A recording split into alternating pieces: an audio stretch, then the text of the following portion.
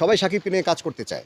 হ্যাঁ, শাকিব যে ও যেভাবে আছে ভালো থাকুক, ও আরও স্টার হোক, এটা আমাদের আরও মানে গর্ব।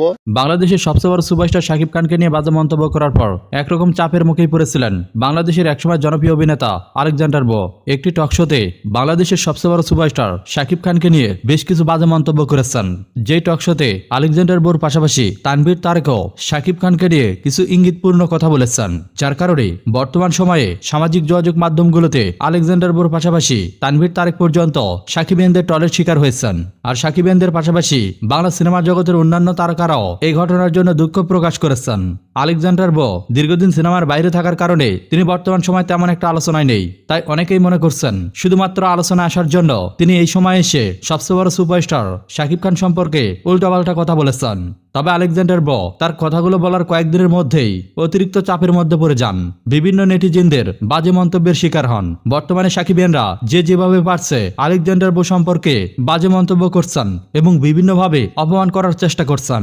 আর এই অবস্থায় এসে অনেকটাই বিপদের মধ্যে পড়েছেন আলেকজান্ডার বো। তাই তিনি কোনো উপায় না পেয়ে শাকিব খানের বিরুদ্ধে বাজে কথা বলার কয়েকদিন পরই মিডিয়ার সামনে এসে নিজের ভুল স্বীকার করেছেন। তিনি ভক্তদের উদ্দেশ্যে জানিয়েছেন বাংলাদেশের এত বড় সুপারস্টার শাকিব খানের বিপক্ষে এভাবে তার কথা বলা ঠিক হয়নি।